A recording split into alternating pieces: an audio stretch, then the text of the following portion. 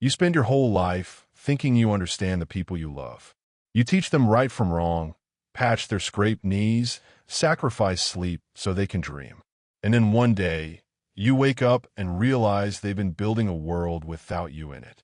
My name's Thomas, 71 years old, retired carpenter by trade, widower by fate. My wife, Mary, passed 12 winters ago. I thought the hardest part of my life ended that day, but grief has an odd way of folding in on itself.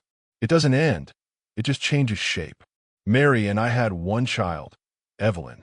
Smart, graceful, with a heart I once believed could light up any room.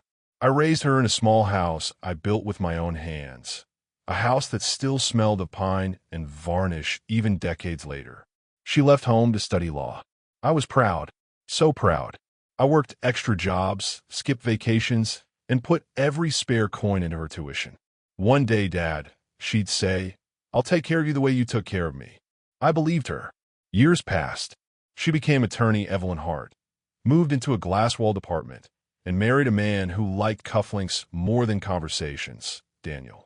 They both thrived. Meanwhile, I fixed fences for the neighbors and grew tomatoes that never made it past October frost.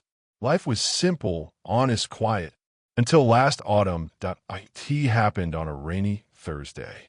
My old truck hydroplaned on the bend near Miller's Creek. I woke up in a hospital bed with stitches along my temple and a dull ache that ran down to my bones. The nurse said I was lucky. Another inch, and the steering column would have gone through my chest. Evelyn visited the next day, phone in hand, business suit sharp enough to slice paper. She hugged me, politely, and asked about my insurance, my house deed, and whether I had a current will. Not once did she ask how I was feeling. Maybe that should have warned me, but a father's love blinds him to everything but hope. When I came home, I found the house colder.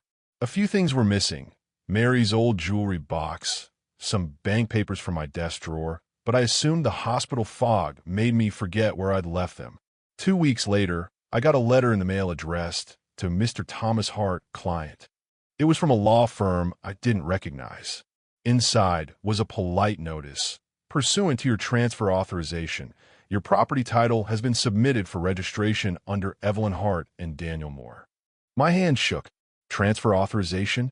I never signed such a thing that I drove straight to her office. Her assistant tried to stop me, but one look at my face and she waved me in.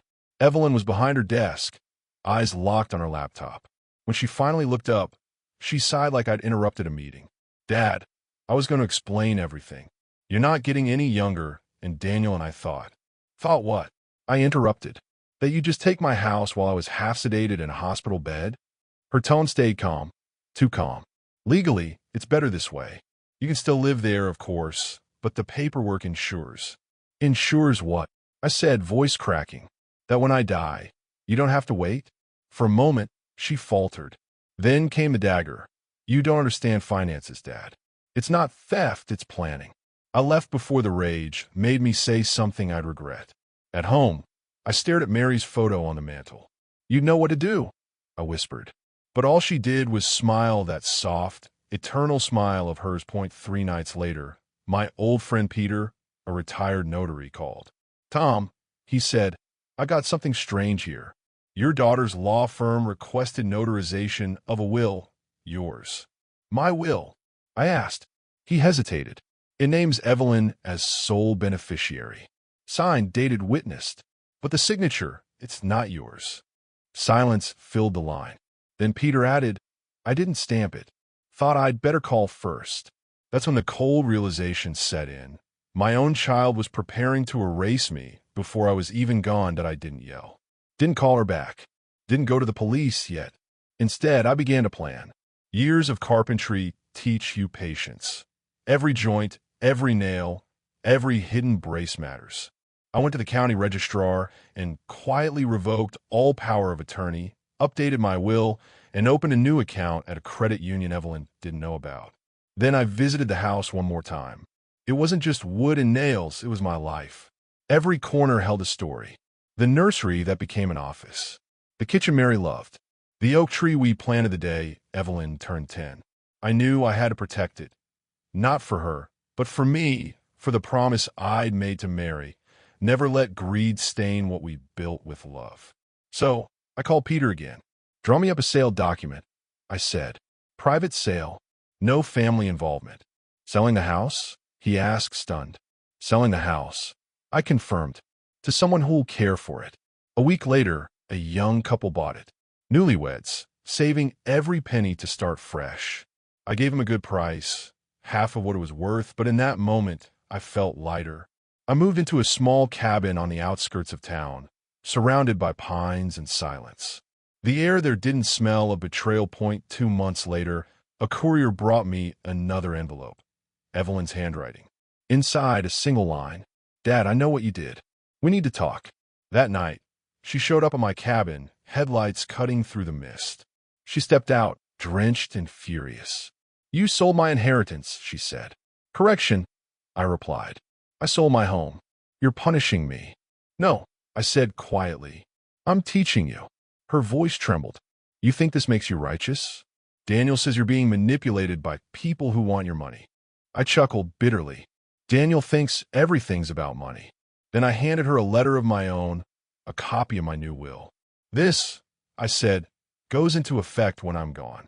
You're still in it, Evelyn. But not for the house. Not for the money. For something more valuable.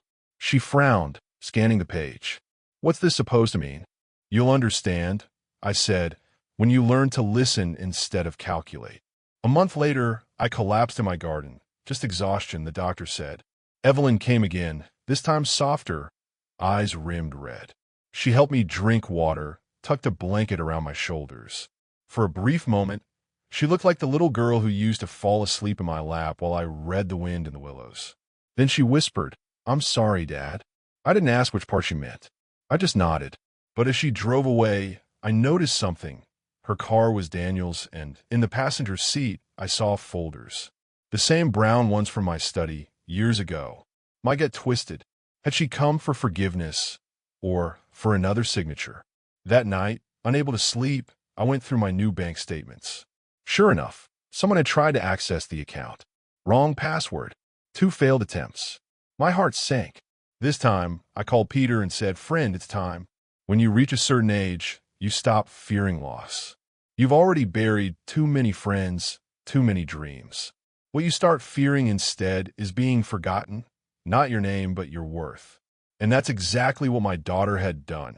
Forgotten the worth of a man who once held her hand through thunderstorms. Peter arrived the next morning, his old sedan coughing smoke as it rolled into my gravel driveway. He brought a folder thick enough to choke a filing cabinet. We sat on my porch, coffee steaming in the chill air. He flipped through the pages. Tom, he said, I ran a few checks after your call. You were right to trust your instincts. Your daughter and her husband opened a trust fund in your name, but the beneficiary listed was Daniel. If you hadn't changed your will, they could have liquidated your estate within weeks. I took a long sip of coffee, feeling the bitterness burn down my throat. How deep does it go? Deep enough, Peter sighed. Forged signatures, false witness attestations. I've already notified a contact at the district attorney's office. They'll need your testimony. I nodded slowly. Let's do it quietly. No headlines, no courtroom shouting. I don't want revenge, Pete. I want peace. He gave me that old sympathetic look. You've earned it. A week later, I called Evelyn. I need to see you, sweetheart, I said. There's something important about the will. She came the next day, still immaculate, still armed with her lawyer's poise. Daniel didn't join her this time, which told me he'd finally realized something was wrong. We sat across from each other in my small cabin. The only sound was the clock ticking above the fireplace. You said it was urgent? She asked, voice measured. It is. I reached for a small safe under the coffee table. Inside were 2 envelopes. One labeled Truth, the other Choice. She frowned. What is this, Dad? Everything you've been trying to control, I said softly. The property deeds, the bank statements, the emails between you and Daniel. Copies notarized. Enough to destroy both your reputations if I wanted to. Her eyes widened. You were spying on me? No, I said, voice even. I was protecting myself. There's a difference. Evelyn's jaw trembled. Why are you doing this? I'm your daughter. I leaned forward, hands clasped, and you tried to erase me. You wanted the money, the house, the comfort, everything except the man who made it all possible. She stared down at her hands. For a long time, neither of us spoke. Finally, she whispered, Daniel said it was for efficiency, that you'd want to simplify things. I let out a sad laugh. Efficiency? You mean erasing your father while he's still breathing? Tears welled in her eyes. For a moment, I almost reached out.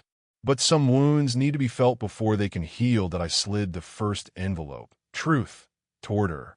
These are the documents Peter is holding for me. They go to the authorities if anything happens to me or if you try to access my accounts again. She flinched. And the other one? I smiled faintly. That's choice. You can open it, but if you do, you'll have to live with what's inside. She hesitated, then tore it open. Inside was a single sheet of paper. My new will, rewritten just a week ago.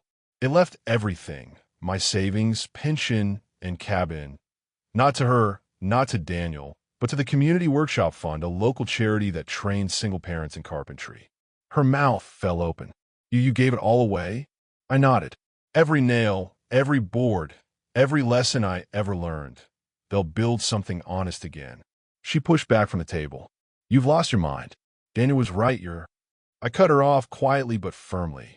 Daniel won't be saying anything. He's under investigation for embezzlement. The same investigator handling your forgery case. Her face drained of color. You wouldn't. I didn't, I said. The law did. For a long moment, she just stared at me, the kind of stare that strips away every layer of pretense. And then she said something I'll never forget. Maybe Mom's lucky she didn't live to see this. It stung, but I didn't flinch. She saw more than you think, I replied softly. And if she were here now, she'd tell you that love doesn't mean surrender. It means truth. After she left, I sat by the window for hours, watching the wind bend the trees. There's a strange kind of silence that follows confrontation. Not peace, exactly, but an empty space where anger used to live. A week passed, then another. I didn't hear from her. No calls, no letters. Then one morning, a plain white envelope appeared in my mailbox. Inside, a note in her handwriting. Dad, I don't expect forgiveness, but I remember how you used to fix broken things, even when they weren't yours. Maybe I can start doing the same. No signature, no address, just that line. I sat with it for a long time. Then I folded it neatly and placed it inside my Bible, between Psalms and Proverbs. It felt right there, somewhere between grief and Grace Point 2 months later. While picking up supplies from town, I saw her name in the local paper. Attorney Evelyn Hart steps down amid ethics inquiry. No mention of fraud. No scandalous details. Just a quiet resignation. I didn't smile. I didn't frown either. I simply whispered, good. Maybe she's learning. That night, I lit the fireplace and brewed a pot of tea. The cabin glowed with warmth. For the first time in years, I felt settled. Not happy exactly, but content. The kind of contentment that comes when you stop trying to fix people who don't want to be fixed. 3 months later, near Christmas, there was a knock at the door. I expected the mailman. Instead, it was Daniel, thinner, tired, eyes full of regret. He stood on my porch, hat in hand. Mr. Hart, he began, I came to apologize. I didn't invite him in, but I didn't close the door either. He cleared his throat. Evelyn told me what you did about the charity, about everything. I was greedy, sir. Thought I could outsmart the world. Turns out the world's smarter than me. I just nodded. The world has a way of humbling us. He reached into his pocket and handed me a small velvet pouch. Mary's locket. It was in our safe. Evelyn wanted me to return it. That caught me off guard. I took it, thumb tracing the tiny engraving. Always For the first time in years, I felt something soften inside me. Thank you, I said. He nodded, turned to leave, then hesitated. She's not doing well, sir. Not sleeping. Keeps saying she lost more than money. I stared at the locket in my hand. Maybe she finally found what she lost a long time ago. Spring came early that year. The snow melted quick, and the ground smelled of renewal. The young couple who'd bought my old house invited me over for dinner. I almost declined, but curiosity got the better of me. When I stepped inside, it didn't look like my home anymore, and that was good. The walls were brighter. Laughter echoed down the hallway, and in the corner, a crib rocked gently. The woman smiled. "We kept one thing, though," she said, pointing to the mantel. There it was, Mary's favorite photo, the one of her standing in front of the oak tree, sun on her face. I blinked back tears. "You kept it?" She nodded. "It just felt like it belonged here." As I sat down to eat, I realized something. Homes aren't built from wood. They're built from memories. And sometimes, letting go of the walls means keeping the soul. Now, I sit here on my porch, the air's sweet with pine, and I think of all the roads that led me here. I don't regret selling the house. I don't regret losing what I can't carry. What I regret is not teaching Evelyn earlier that wealth is measured in peace, not property. Maybe one day she'll visit again. Not for an apology, not for inheritance, but for a cup of coffee and silence between us. Until then, I'll keep building, not tables or fences, but peace within myself. You see, when you get old, revenge stops being about payback. It becomes about reclaiming your dignity quietly, without a single raised voice. And sometimes that's the sweetest justice of all.